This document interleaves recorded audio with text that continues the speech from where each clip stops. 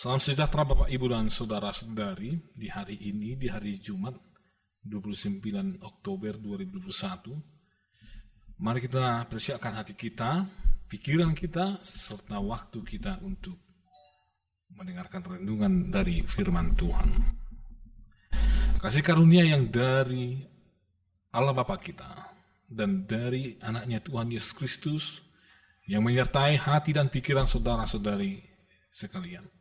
Amin. Firman Tuhan yang menjadi renungan bagi kita hari ini, yaitu yang tertulis dalam Roma 8 ayat 35. Demikian pembacaan firman Tuhan. Siapakah yang akan memisahkan kita dari kasih Kristus? Penindasan atau kesesakan, atau penganiayaan, atau kelaparan, atau ketelanjangan, atau bahaya, atau pedang? Demikian pembacaan firman Tuhan Bapak Ibu dan Saudara-saudari. Seandainya Bapak Ibu dan Saudara-saudari ditanyakan kepada kita, siapakah yang mungkin memisahkan kita dari kasih Kristus? Tentu kita akan menjawab bahwa oknum yang biasanya berupaya untuk memisahkan kita dari kasih Kristus adalah iblis atau si jahat.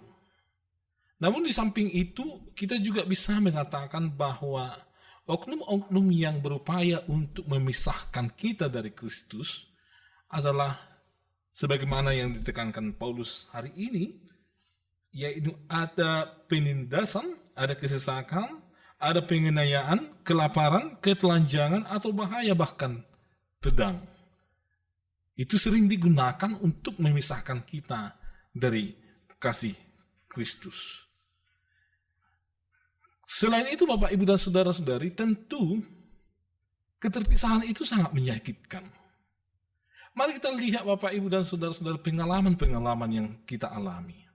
Bagaimana ketika kita berpisah dengan orang-orang yang sangat kita kasihi.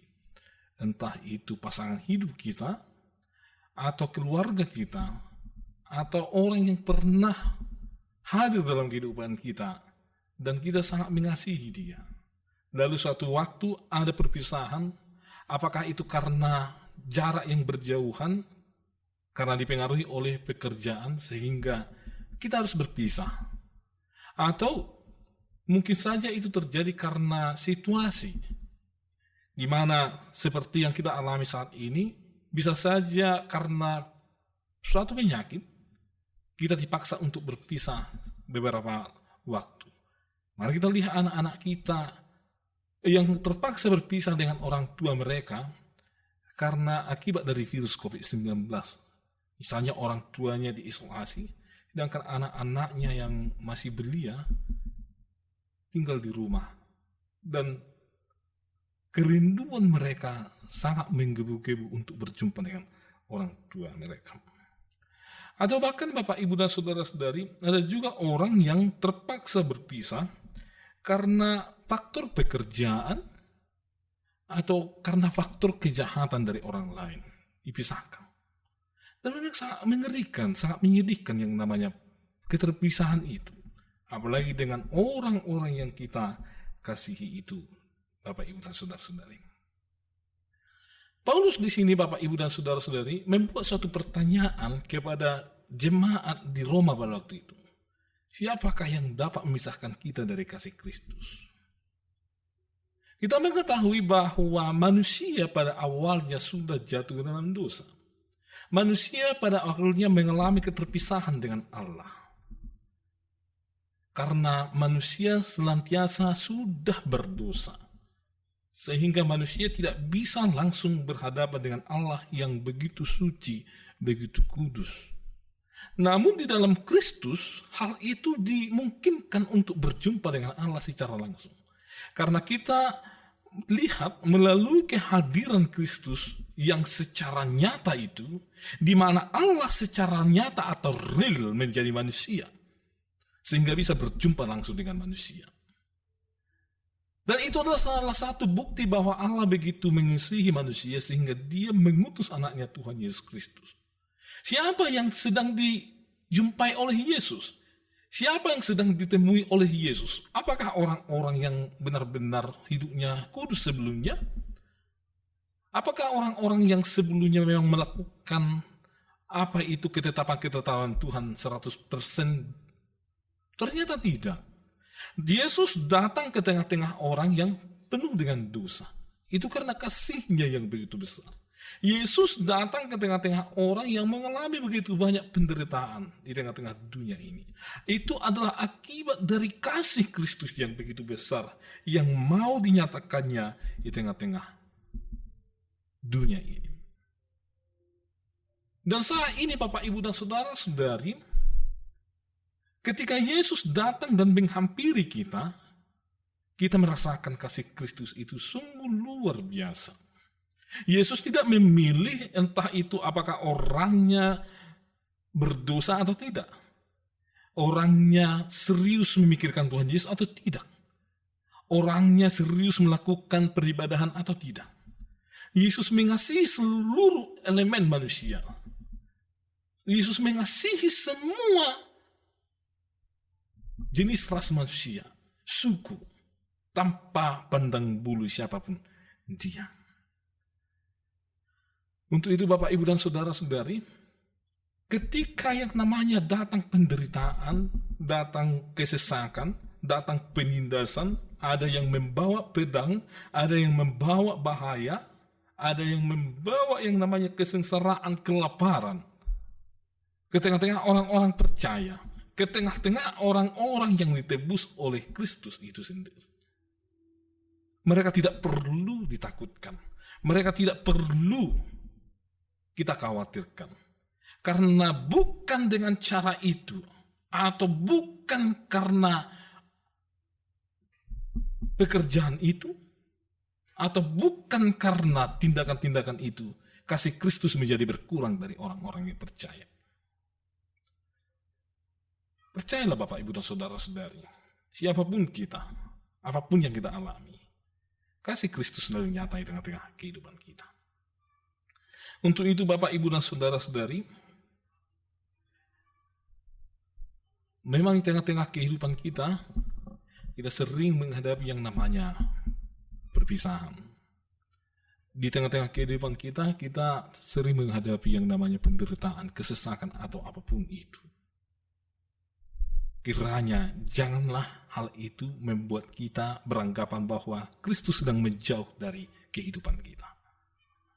Ternyata dalam penderitaan orang-orang percaya, di situ Yesus bekerja lebih banyak. Paulus menyadari hal itu. Ketika Paulus menghadapi penderitaan akibat memberitakan yang namanya Injil ke berbagai daerah, dia menghadapi penderitaan. Tetapi di mana dia menghadapi penderitaan, di mana dia menghadapi kesesakan, di situ dia menerima kekuatan yang daripada Kristus, sehingga dia dimampukan untuk mengerjakan tugas pelayanan sebagaimana yang Paulus sudah kerjakan. Kita juga demikian Bapak, Ibu, dan Saudara-saudari, di saat situasi yang begitu sulit sekarang ini, di saat ada penyakit yang datang menjangkiti orang-orang saat ini, ternyata di saat itu Tuhan banyak bekerja bagi kita. Ternyata baik penyakit, baik penderitaan itu tidak mampu memisahkan kasih Kristus dari kita. Kita saja yang bisa beranggapan bahwa Tuhan sedang menjauh dari kita. Tetapi di kenyataannya, Tuhan tidak menjauh dari kita, baik itu ada penderitaan, baik itu datang penyakit, baik itu datang kesesakan, krisis ekonomi, dan yang lain-lain. Di situ Kristus bekerja, Roh Kudus bekerja untuk meneguhkan iman orang-orang percaya. Sebagaimana yang dialami oleh Paulus, sehingga Paulus, Bapak, Ibu, dan Saudara-saudari, berani untuk memberitakan Injil sampai akhir hayat hidupnya. Dan dia ketika menghadapi ancaman-ancaman itu, dan ketika dia diancam akan dihukum atau dieksekusi pada waktu masa itu, dia berani mengatakan bahwa dia lebih dari para pemenang dalam menghadapi situasi itu karena didukung oleh Tuhan Yesus Kristus. Karena dia merasakan yang namanya kasih yang daripada Tuhan Yesus Kristus. Kita juga demikian Bapak, Ibu, dan Saudara harus mengatakan hal yang demikian. Dengan iman kita mengatakan bahwa apapun yang terjadi, penderitaan apapun yang terjadi, penyakit apapun yang terjadi, percayalah bahwa Tuhan Yesus senantiasa menyertai kita, bahwa ternyata Tuhan tidak akan pergi meninggalkan kita, atau bahkan memisahkan dirinya dari kita. Justru disitulah Tuhan bekerja untuk menguatkan kita, meneguhkan iman kepercayaan kita, sehingga kita Bapak Ibu dan Saudara-saudari akan merasakan yang namanya lebih dari para pemenang. Jadi suasana hidup dalam penderitaan namun merasakan lebih dari pemenang, jauh-jauh melebihi seorang yang memenangkan suatu pertandingan. Itu adalah sesuatu yang jauh lebih baik di tengah-tengah kehidupan kita. Jadi Bapak, Ibu, dan Saudara-saudari, percayalah Tuhan tidak akan pernah meninggalkan kita. Dan mari memahami bahwa kasih Kristus selalu nyata di tengah-tengah kehidupan kita. Baik susah atau sedih, baik menderita, ataupun menghadapi kesesakan di tengah-tengah kehidupan. Amin. Ya Tuhan, kami bersyukur bahwa kasih Tuhan tidak pernah berlalu dari kehidupan kami. Bahwa Tuhan senantiasa menganugerahkan kasih karunia-Mu bagi kami ya Tuhan. Kami bisa saja berdosa ya Tuhan, tetapi kasih karunia Tuhan selalu tersedia bagi kami. Kami bisa saja ya Tuhan jatuh ke dalam penderitaan, kesesakan, penyakit. Namun ternyata kasih Tuhan tetap mengalir di tengah-tengah kehidupan kami apabila itu datang ya Tuhan. Dan Engkau adalah Tuhan yang sungguh baik di tengah-tengah kehidupan kami ya Tuhan. Engkau tidak memandang latar belakang kami ya Tuhan. Dan kasih-Mu selalu mengalir senantiasa di tengah-tengah kehidupan kami. Sebagaimana yang dialami oleh hamba-Mu Paulus ya Tuhan. Di saat dia menghadapi penderitaan dan kesesakan karena memberitakan Injil. Dia memahami bahwa disitulah Tuhan bekerja lebih banyak. Dan Tuhan tidak meninggalkan atau memisahkan dirinya daripada hamba-Mu Paulus. Kami juga percaya bahwa saat tersulit dalam hidup kami ya Tuhan, bahkan saat kami terpuruk, di situ Tuhan bekerja menyatakan kasih-Mu atas kami ya Tuhan. Sehingga kami beroleh kepuasan dan kelegaan, bahkan melebihi seorang yang memenangkan pertarungan atau pertandingan ya Tuhan. Ya Tuhan, berkatilah jemaat-Mu ya Tuhan, anak-anak jemaat-Mu juga, agar kiranya jemaat-Mu bersuka cita di dalam hidup mereka.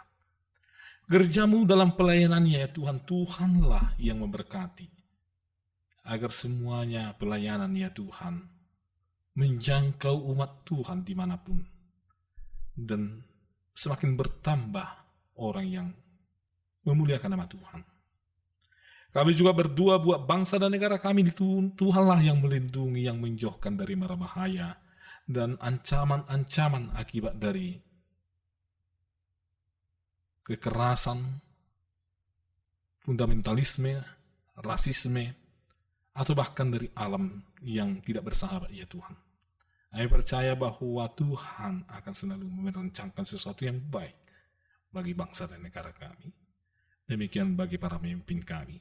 Tuhanlah yang menguatkan, menaruh hikmat Tuhan di dalam hati mereka, agar apa yang dipikirkan oleh Tuhan mereka kerjakan di dalam tugas pelayanan mereka di tengah-tengah bangsa dan negara kami ya Tuhan. Dan buatlah kami ya Tuhan menjadi warga negara yang baik, yang taat kepada hukum yang dibuat oleh negara kami ya Tuhan, dan mau menaati segala kewajiban-kewajiban yang harus kami lakukan. Ampunilah ya Tuhan kami atas dosa dan pelanggaran kami, sehingga kami layak di hadapan Tuhan.